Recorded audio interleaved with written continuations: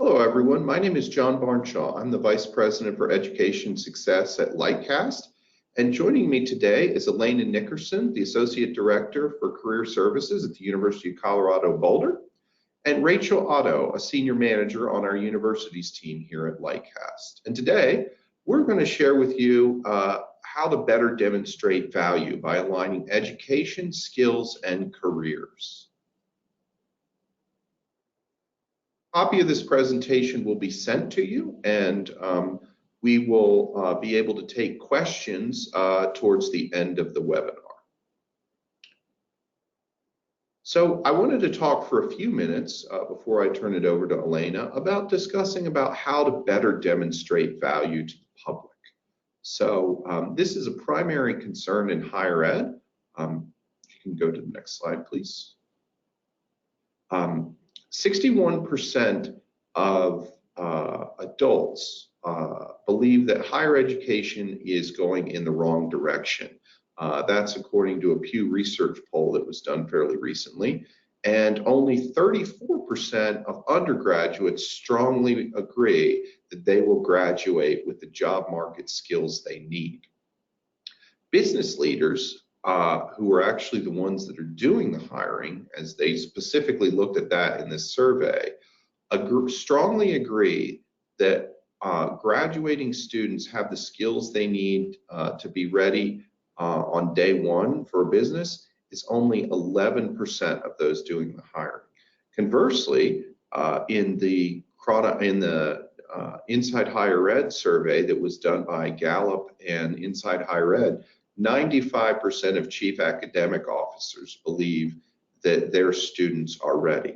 So today, we're going to talk a little bit about that gap, and we're going to give you some tangible skills on how to better address the value that we offer in higher education. And Alaina is going to give you some great examples from the University of Colorado. Next slide, please. So what does educational attainment mean to students? I want to dig in on this for a couple minutes. So according to Harry and UCLA and the freshman survey, 83% of first-year students attend college to be able to get a better job. That's what they say. Not at the end of their experience, but at the beginning of their experience in the freshman survey. And interestingly, if we go to the next slide, they've been telling us that for a long, long time, and it's debatable to the level and the extent that we've been listening. So what I did was I went back about 40 years or so, all the way back to 1971. They've been doing the freshman survey for over 50 years now, and at no point in time in history of the survey has the metric, I'm going to college to be able to get a better job, been beaten by the response, I'm going to college to learn more about things that interest me or to gain a general appreciation of ideas. Students, for the most part, have always wanted to go to college to get a better job. And there's nothing wrong with a liberal arts education, and in fact, I think that's essential. There's nothing wrong about students going to college to learn more. And I think as a former faculty member, I certainly emphasize that and say, well, yeah, in addition to going to college to get a better job, let's teach you on things that interest you. But it's important to remember the primary reason, and that number has held constant over the last decade or so into the 80s. So let's talk about the value proposition and some of what I think about. A challenge for us in higher ed is to redefine what student success means. So if you don't mind going to the next slide. What works well when we talk about better demonstrating value is career support can really help better align educational values. So what this survey is doing, this is data among graduates from Gallup that was done during the pandemic. And my colleague Dave Clayton at Strata partnered with Gallup to actually do this. And among people who graduated and attended college, the ones who said that the institution provided meaningful supports to a career, if they thought those meaningful supports were poor, only 17% of those students thought that college and education was worth the cost. If you compare that to the institutions and the experiences that students had where they did an excellent job to provide supports for a meaningful career, that number shot up all the way to 83%. So we really can positively shape the perceptions of students and how to better demonstrate value to them while they're in college. I think there's a tremendous opportunity for us, and I'd like to kind of talk a little bit about that. So if you could, thank you. Oftentimes, when we think about graduation, we think about attainment. In fact, we often use the term educational attainment to talk about a degree awarded. But attainment kind of frames it in terms of we've reached our destination, that graduation is the destination. That's what we've obtained.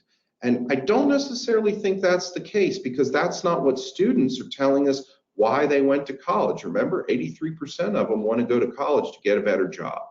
So I think it's an opportunity, if you go to the next slide, to redefine what student success is and to better demonstrate value in so doing. So here's what I mean by that. When we think of student success, most people in higher ed would probably think, well, that means retention, time to completion, graduation. So you've got the enrollment where they're admitted, they enter the institution, we retain them from one fall to the next, they persist over a couple of years or 4 or 5 maybe sometimes, maybe even 6 or 8, and then they graduate and then they get their job to early career success.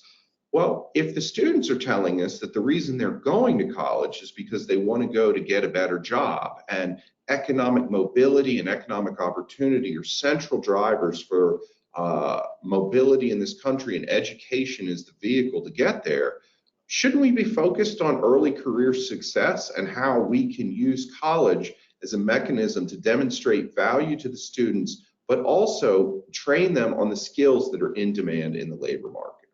So that's what I want to share with you a little bit about, and I know that's what my colleagues Alaina and Rachel want to share with you as well. Next slide, please. So I'm going to turn it over to Alaina, and I'm going to let her share a little bit about her insights and what they've done at the University of Colorado to align the skills that the students are learning and building with labor market opportunities. Alaina, it's great to have you here today. Thanks for inviting me. It's exciting to talk about what we're doing.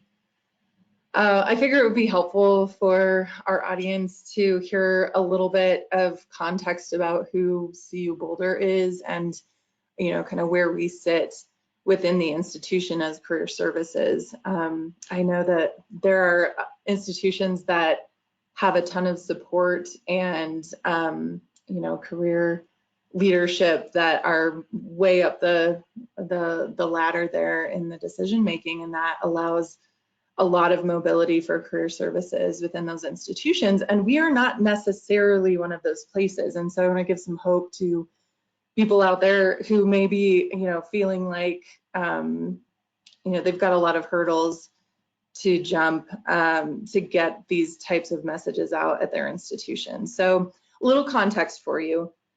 We are Colorado's flagship university. We have just under 36,000 students. We're a Research 1 institution, so a lot of focus on research. A liberal arts university. We have 8 colleges.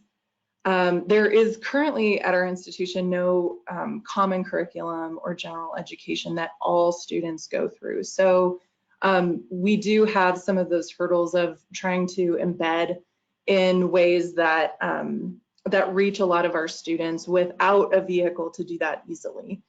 And then another specific piece about Boulder in particular is the city of Boulder and the county of Boulder has a really strong startup community. So that plays into a little bit of what we've done as we communicate about skills to students as well. And one other piece of information about where our office sits in particular, we are in the Division of Student Affairs.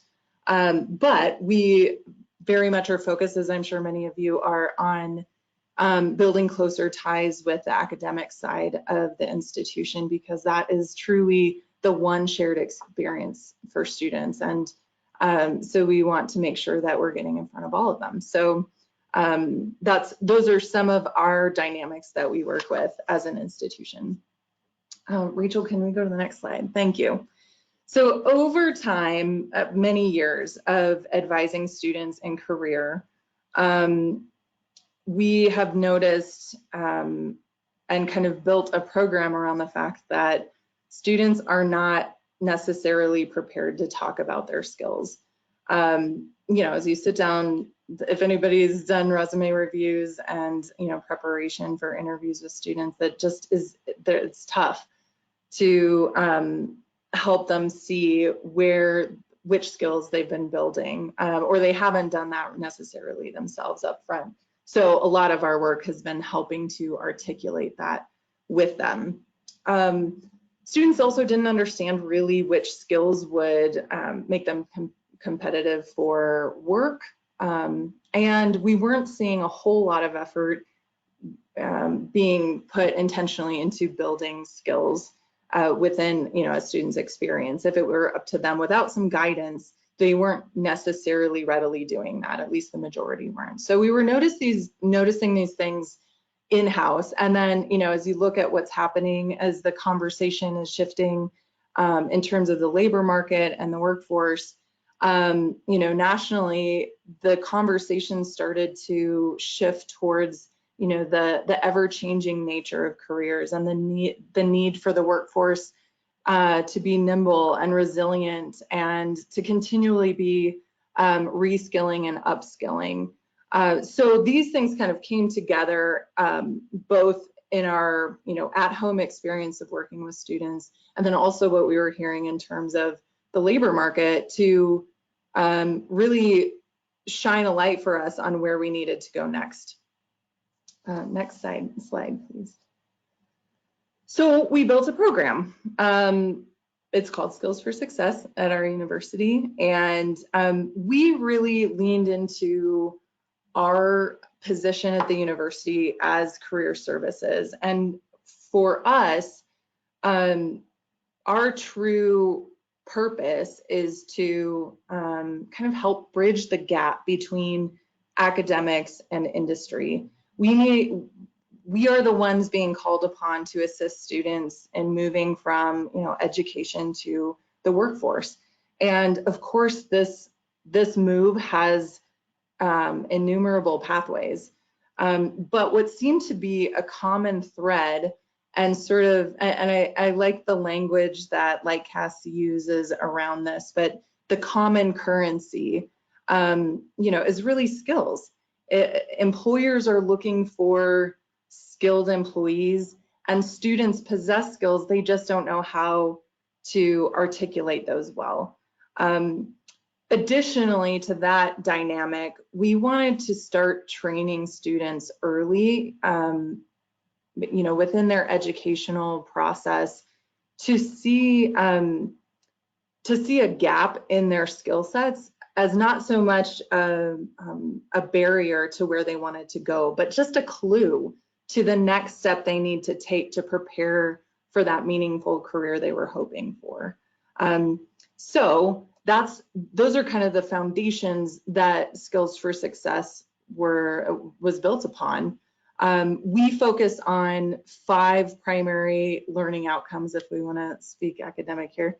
But our learning outcomes are really centered around understanding the skills that employers are looking for, helping students take inventory of the skills they have built already, identifying those needed skills or those skills gaps for students, then helping them identify opportunities on campus to be building on campus or through partnerships that campus has to be building relevant skills for their career paths.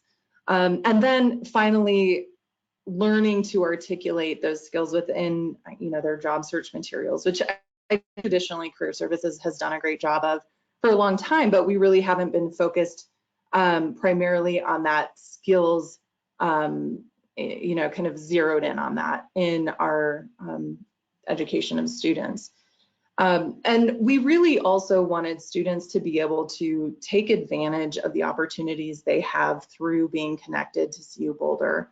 They have so many opportunities to gain skills that really they won't have again in quite the same way as after they graduate. So we wanted them to really see the benefits that CU Boulder offers in helping them build their skills, both inside the classroom and through extracurricular and co-curricular activities and partnerships. So within the program, these are the things we're trying to do. And we also built it with, in several different ways. So we could engage, because we're navigating a very large institution without one set way to get this in front of students. We needed a variety of things that we could then tailor to whoever we're working with, which, whether that's a student group, individual students who are seeking out this information, which is, let's be honest, the minority. And then also, in our partnerships with faculty and other campus partners, methods that would allow us to tailor to those needs. So we have a workshop series. We also have standalone workshops depending on how much time the various programs we're partnering with can give us. We have Canvas modules that are able to be embedded by faculty into their classroom curriculums. And we also have an open access Skills for Success website that includes a guidebook that's chock full of information and activities to guide students through the process of creating their own personalized skill development plan that can then guide them and help them be more intentional about getting those skills that are necessary for them. So we're going to dig into that more deeply here in our next slide. So our first learning outcome of this process is really to understand which skills employers are looking for. And we have kind of approached that from two different levels. First, we provided a foundational skills list, and these skills are really industry agnostic, possible for every undergraduate student to pursue. And it leans very heavily on the work that NACE has done for their career readiness competencies. So you'll notice that if you're very familiar with NACE's list, we have a couple more. We've added a couple and we've tweaked some wording in there. But we felt that NACE's list, we looked at some really reputable lists, and where we landed was it was important to have a list that was attainable for entry-level candidates. I think, there are a lot of skills that are sought after by employers, but they're probably things that take a bit of experience and expertise to get to. So we wanted this list to be something that, felt to students at a liberal arts institution that they could pursue within their education. So we went with NACE's list. We added a couple. So I mentioned before that Boulder has a strong startup community. We have very strong ties with entrepreneurship at our institution. And so to recognize that and to speak to the needs of that portion of the workforce, we added one, and kind of undergirded by some of the other lists that we were looking at of creativity and innovation. So we added that one, and then we were also noticing that many of the lists we were looking at were including a lot of skills around data. And I think just anecdotally, many of us who are mid-career were noticing this shift towards a lot more need for data-driven decisions and an ability to navigate the data landscape better. So we added leveraging data as well to our list because we thought those were really strong and consistent needs of the workforce as well. And then just the slight changes to some wording for us just felt like it resonated better with our audience. So we took liberties to really lean on the work that had been done to create these lists, and then also tailor it and make it our own that and really fit our student population. Next slide, please. So we can all build a curriculum. We are more than happy to share what we've already built. Please visit our website and poach whatever you want from it. We're happy to share if that's something that is helpful to you.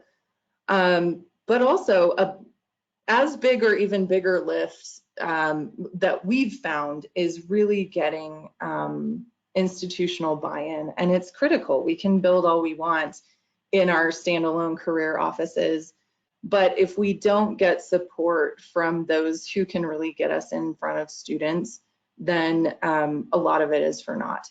So it's been just as important to us to start to build relationships with key stakeholders to be able to get this information in front of students. And so I figured it would be helpful to you to share some of our strategies for getting that buy-in. One of the things that has gone the furthest for us is actually leaning on some of the research that John mentioned earlier. UCLA's longitudinal research in the freshman survey.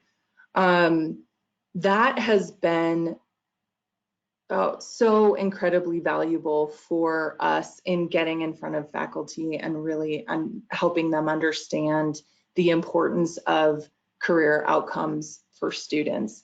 So I don't know that we would have been able to get the buy-in that we have without some of that, support from research as well.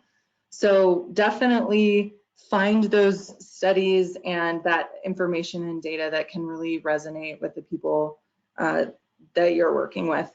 Along those lines, we've found it incredibly important to partner with faculty as well as divisional senior administration and help them understand and see the vision behind this.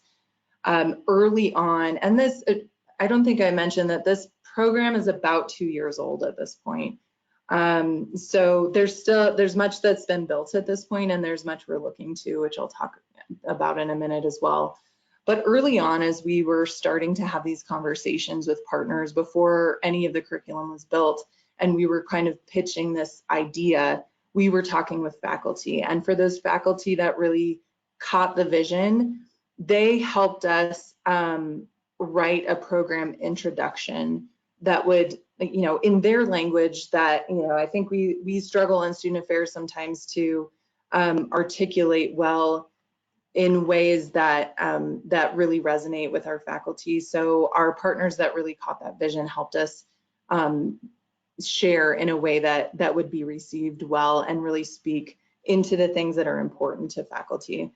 In the same way, we paid a lot of attention to the priorities of our administration and the goals that our institution had set out, and we communicated in a way that really aligned what we were doing with those goals that our institution has.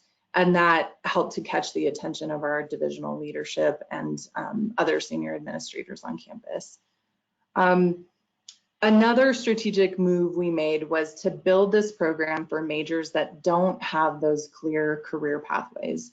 So, candidly, our business school, our engineering college, they don't necessarily struggle in the same way as some of our other colleges do to communicate the value of what they're providing students. And so we wanted one of our colleges that tends to need help there is our College of Arts and Sciences. And so we had the typical arts and sciences student in mind as we were building this program, and we felt if it would work for them, then it could easily be adopted by some of these other colleges that have more of a foundation of looking to those things and majors that more easily map to specific careers. Another thing that has been super important to us as we've created buy-in and created this program has been to focus on retention and resources for historically underserved populations. And we have found that providing some additional knowledge and information around skills has really helped give a sense of confidence to these student groups. We've found that traditionally career education and advice has has really relied on networks and social capital to help students understand how they need to prepare for the workforce. And for our students who don't have that social capital and don't have those networks readily at their fingertips to ask, this content has been so helpful for them to start to understand how to navigate the workforce and how to have a concept of that helps them prepare for graduation and for the job search more clearly. So we're really proud of that, and and those on campus that we are talking with, are really passionate about that as well, and want to focus on this because they see that value for students as well. It's been helpful for us to also have a ready example, a very tangible thing for information in the form of our website, in the form of our guidebook for faculty and campus partners, primarily to go and look at, parents to go and look at, and gives them something that they can really dig into and sink their teeth into in terms of content. And then that opens the door to conversations around how to tailor for their particular population they're serving, or their student group that they're focused on, or their departmental needs. And so we are ready with a plug and play type of version, but most of the time it is then tailored to the needs of a particular partnership. So the next piece that we really focus on is real-time labor market data, and that's where our partnership with Lightcast has been so invaluable. And this is where our students get very, very excited about our content. So not only do we provide them this foundational list of skills that employers are asking for, we can also pull reports. We have named them skills reports, and we allow students to request a report on our website to dig into the nuances of particular occupations. So Lightcast allows us to be able to tell them who are the area employers who are hiring for a particular occupation. What are the various names of, an occupation that may show up in job postings. But most importantly, and related to this program in particular, it shows them real-time what skills employers are looking for the occupations of choice for them. And they get really excited about that because that allows them to build their plan really well and in an informed way, and shows them, really helps them in decision making as well. If they're struggling between a number of different opportunities or options, looking at the skills and then evaluating what skills they enjoy using most helps them make decisions as well. So our students love the real-time data portion of what we're providing through Skills for Success and our partnership with Lightcast.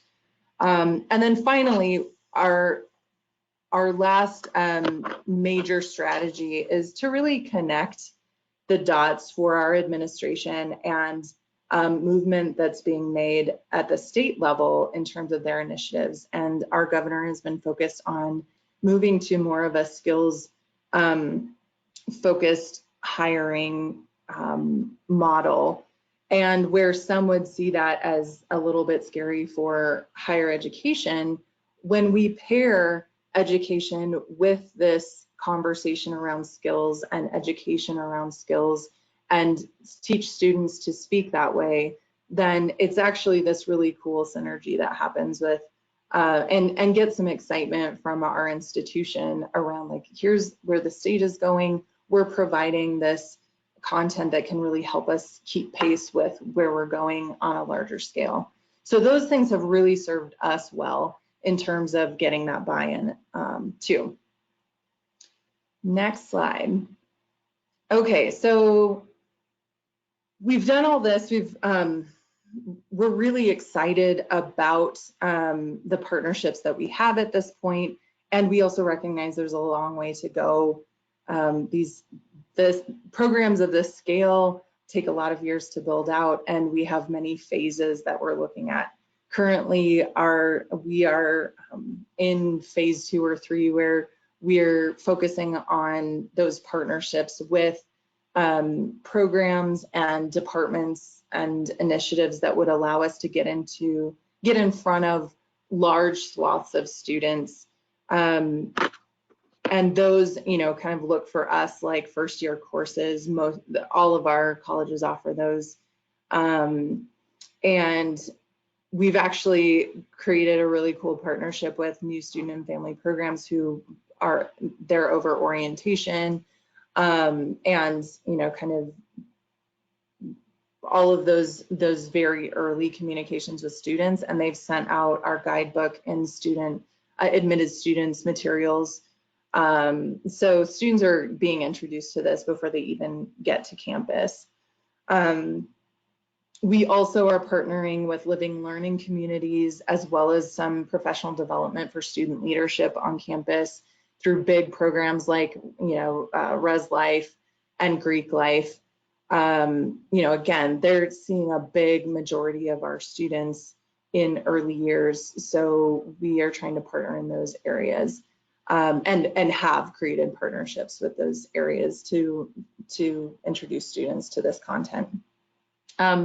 There are some areas that we're looking to address in the future. One for us in particular, and for any of you who may not have one place to kind of plug into with a program like this, is the issue of overlapping exposure for students. So if they have the right mix of involvement on campus, they may be encountering this content in a number of different settings, and it may become redundant for them. So we're just looking at ways to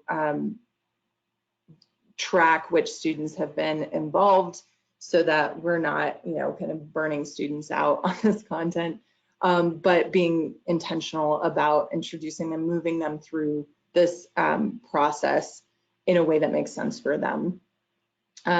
Another piece that we have yet to have a solid process on is measuring skills acquisition. So the hypothesis here overall is, as students get more involved, as they dig deeper into their coursework, as they dig into opportunities on campus and through internships and other professional experiences, they are gaining skills through that involvement.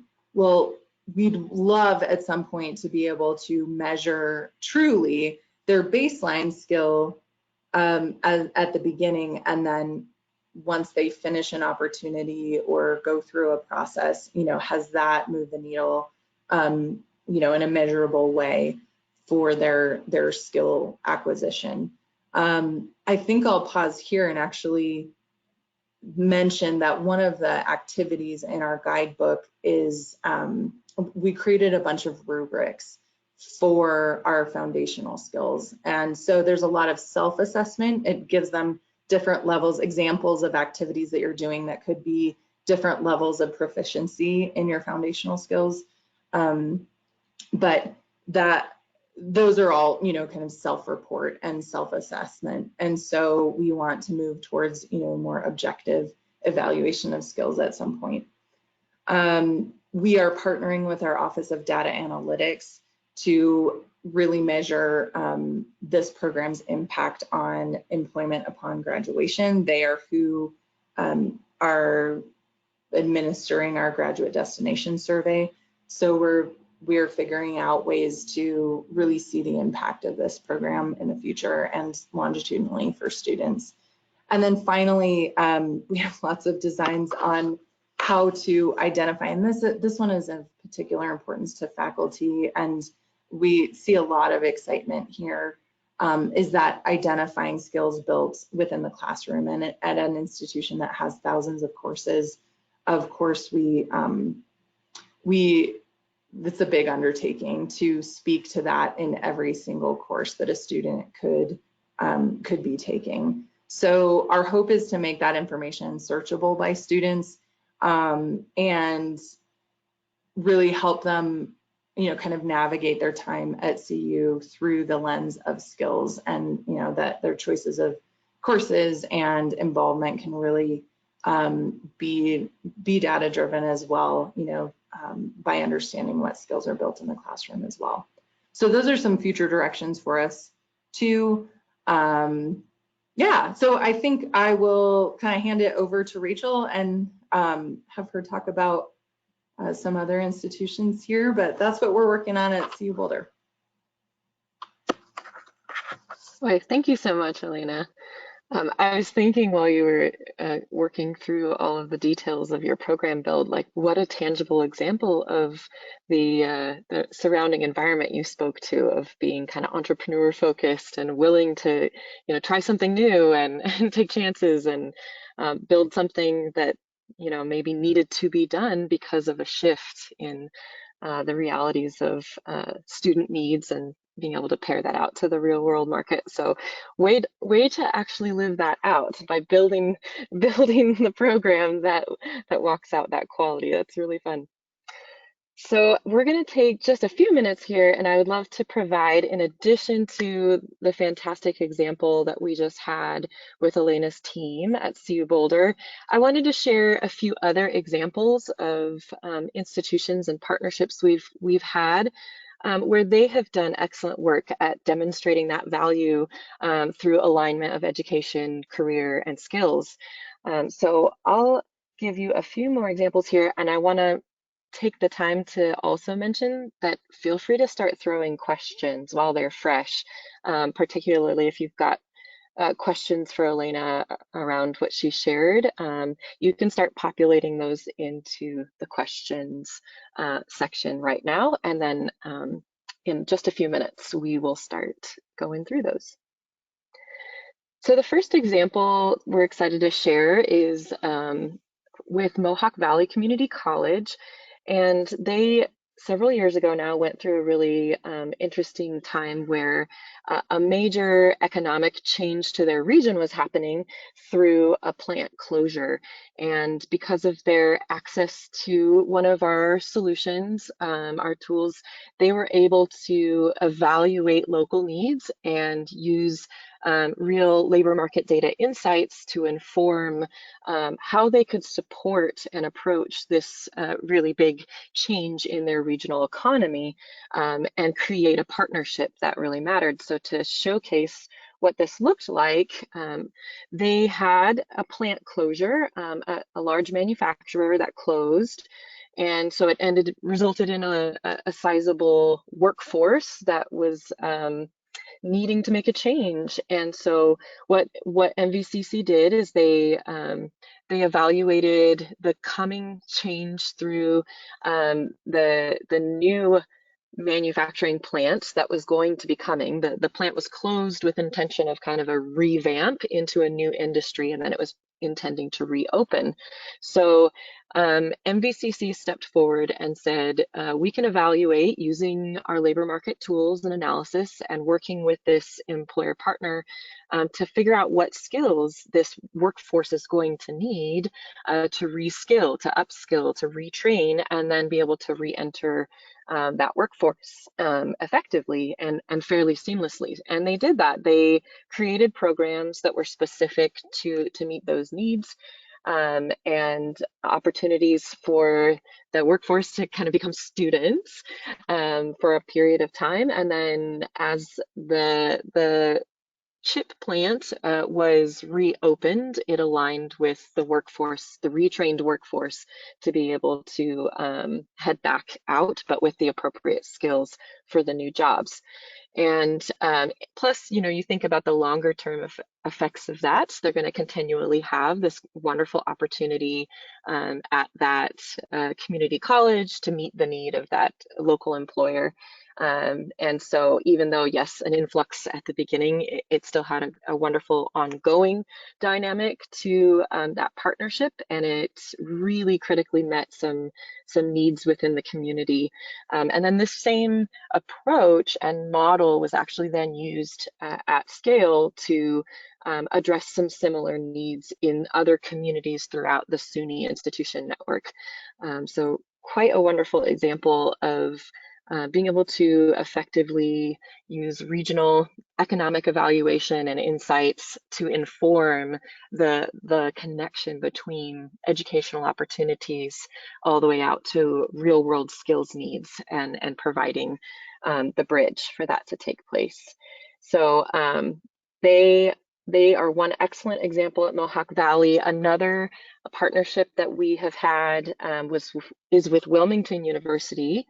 And similar to a lot of the needs that Alaina was sharing today, Wilmington said we need a way to evaluate our academic offerings, our curriculum, our syllabi, and understand how that breaks down into that common vernacular, those skills, and how can we then take that to make informed decisions about what skills we are already offering, where there may be skills gaps that we can identify and then meet the need by making changes to our offerings, and then how can we empower our learners, just as Alaina shared, how can we give them the ability to understand the skills that they do have.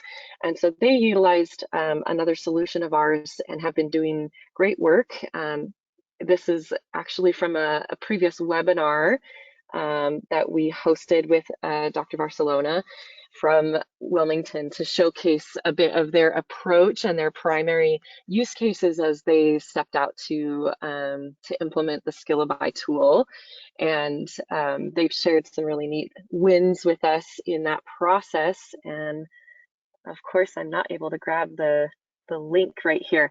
In just a few minutes, as soon as we shift over to questions, I will drop a YouTube link in the chat for you that is our previous recording with Dr. Barcelona speaking to Wilmington's process and their utilization of the tools. So you'll have access to that as well.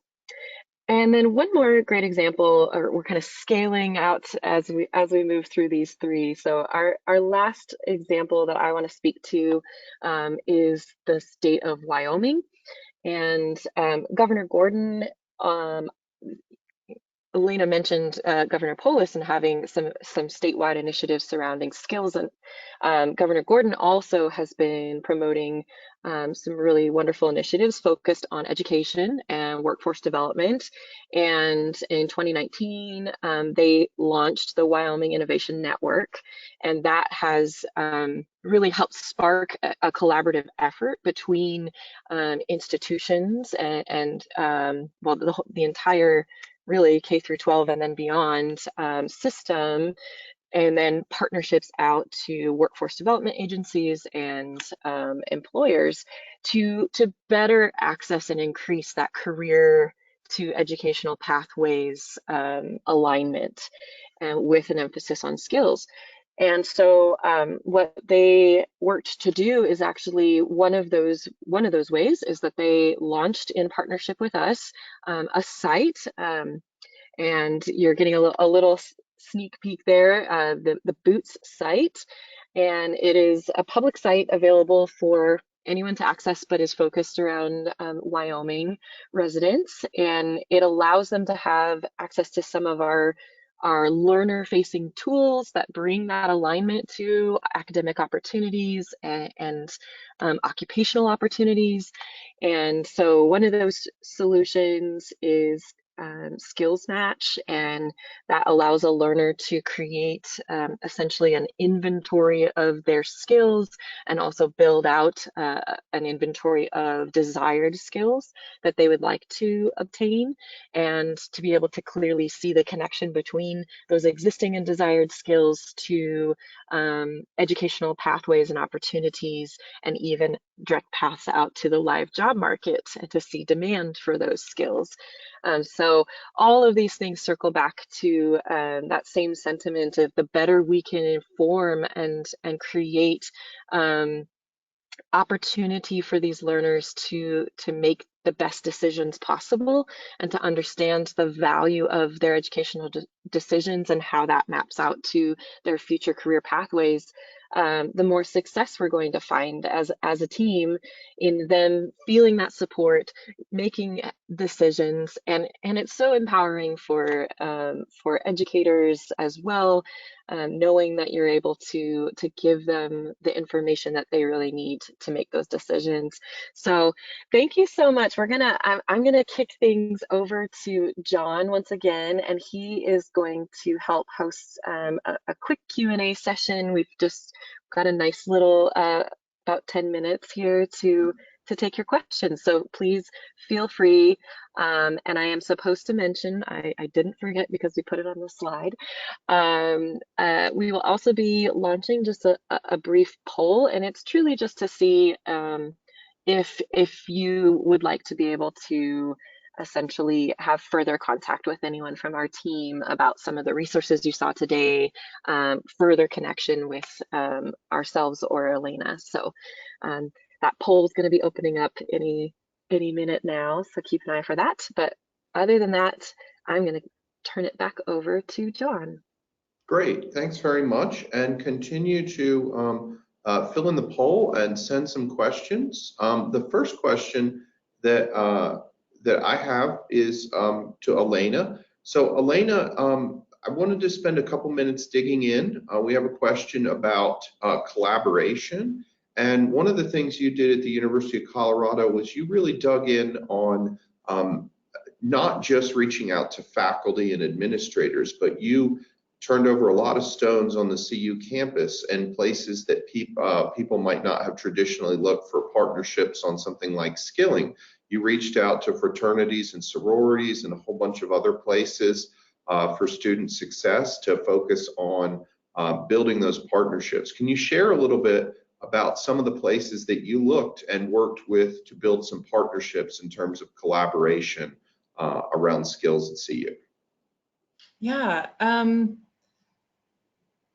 Well, I think it began with some strategic planning on our end of who were our current career champions. So you always kind of have to start there, I think. So those are the obvious ones. I would say the key for us was always staying open to any partner you were currently talking to that said, hey, you need to talk to this person. They've been talking about skills as well, or they're worried about XYZ, or I think they're really going to buy into this idea. We didn't rely just on the partnerships we already had. We really, used that, use the connections of the current person we were talking to in conversation to say, this is the next place you should go. That's a big part of how we got the introductions to some areas that we don't naturally partner with that often. The other thing we did, kind of scrappy, we really paid attention to campus initiatives that were happening currently as we were building this idea. And anytime we heard about a particular committee that was working on something that could impact the student experience and have some say into these places that we would embed this career type of information, we would pay attention to who's chairing that committee, are they offering are they offering open forums? Are they offering opportunities to submit some suggestions or ask questions of the direction they're going? And that opened actually a lot of doors for us, even though it feels like it might be they're not paying attention. They are. It's critical for them to hear from across campus. And so we were often invited to conversations with administrators who were really spearheading some big initiatives at our campus by just reaching out to those who are leading that and saying, hey, I have something that could really tie into what you're doing here. So those are two key ways that we got into conversations that we weren't currently in. Great, thanks. Another question. This is really helpful for me. We are just at the beginning of our process. Can you give me some advice on how to begin to start to build the process of aligning skills with career pathways. So in terms of, I think, looking at the kind of the program of what you built with kind of aligning, I think you align with NACE competencies. What advice would you give for somebody that's just starting out in the process? Well, I would absolutely say you can spend a ton of time recreating the wheel.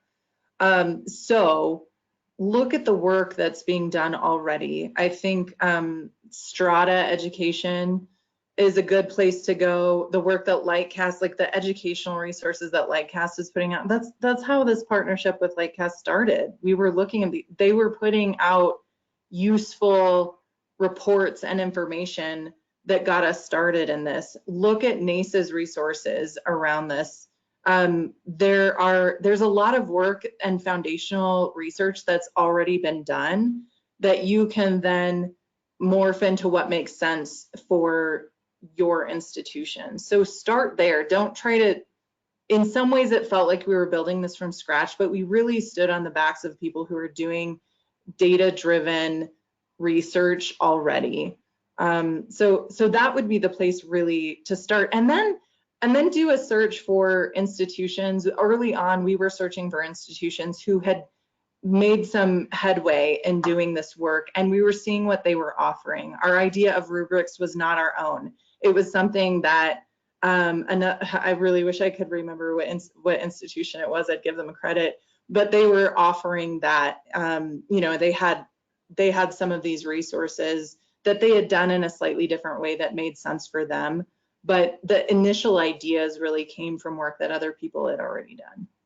Sure, great. One of the things I really like about what you did at CU was there's a lot of change management. So you used data, you used existing information, standing on the shoulders of people who have done a lot of great work already, but it wasn't always easy. So how did you get buy-in from people who might have been initially reticent or reluctant to support, or perhaps even resistant to support? I think having been a former faculty member, there's always people that might be reticent, or some who might even be resistant. I think it's worth addressing that kind of issue. And how did you overcome it on some level? Yeah. Well, I think the one thing that we can all, if you're in education, we can all circle around the purpose of serving students, right? Nobody's against that. And we all have very different ideas about what students need. We leaned back heavily on research that came directly from students saying what they're looking for. And so, you know, it's true, John, what you mentioned, like faculty are some of our biggest champions and also some of our harshest critics in terms of embedding career information into a student's experience. One, I think, just typical experience of change management, if we're going with that model, and I agree, that's kind of what it is, you're always going to have that 25% that you have to kind of drag along. Don't focus there. Focus on the people who are seeing the value. Actually, a tip that came partway through this process for us is go to the people who understand and are currently experiencing what it is to be a student and being concerned about your career outcomes, as well as have a seat at the table with faculty. Those people are your teaching assistants. Those are your grad students who both intimately know what a student is looking for and have say about what happens in the classroom and can influence the perspectives of the faculty around them. So I think that was a really key one, to embed it thoroughly in the classroom process. And in fact, like 5 years earlier, when I was talking to the director of certain departments, they're like, nope, don't want to talk about career at all. That's, this isn't what we're here for. That very same department had a TA completely change their curriculum to align with skills, and it was received because it came from inside. So just recognize that career services, or whatever part of the institution you're in, may not be, a recognized safe partner for some corners of your university, and let the program and others who have bought into it speak for itself, and in a way that makes sense for those partners later. Yeah, that's great. That's super helpful advice to bring along the people that they listen to and they respect within their departments. You mentioned, I think, a really important part that's worth mentioning here. First generation and underrepresented minorities often do not have the networks or the social capital that those that are second, third generation or from predominant groups do. You mentioned that also the job posting labor analytics data was helpful for them in decision making. Can you talk a little bit about some of the themes that came from that? Like what helped drive those conversations for students, particularly those that were underrepresented generation students that might not have known what other students may know? I think a reality for those student groups is they're grateful for any information that they can get that feels like insider information. And that's where the data really, really speaks to them, because they feel like they're getting this insight that others are not, that others are privy to, that they have no idea where to even start. And I think part of it too is really stepping back and understanding that as we talk, as these conversations have, I don't know that students are actually asking for particular parts of data. They don't know to ask for that. Really, it's a matter of helping them navigate and understand the language of career in the first place. You know, we can't assume they know what industries mean, that even the term industry, what does that mean and how is that different from businesses and sectors and employers and all of that stuff. We get used to our own language. And so I really think some of those conversations come down to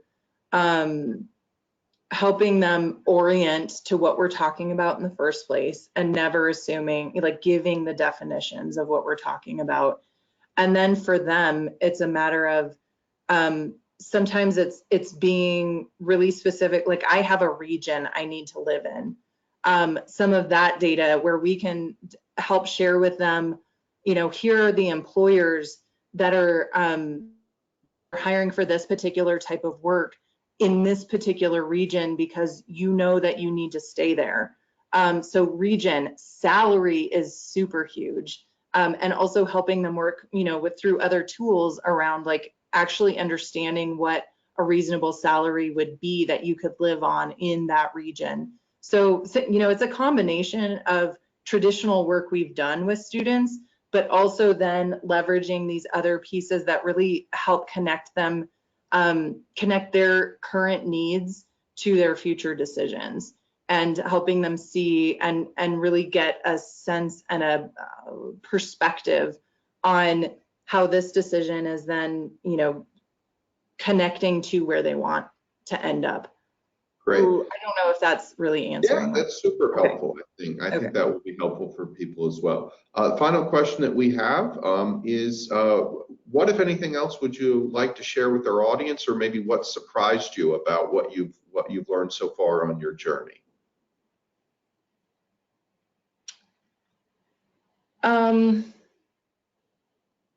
I think really, I shared a little bit about it to begin with, or as I was talking about the reticent partners. Really, what's truly been surprising is how much traction you can get by working with your TAs. Really, that was one of the biggest things that that surprised me. And I think also, I mean, it seems a little ungracious maybe.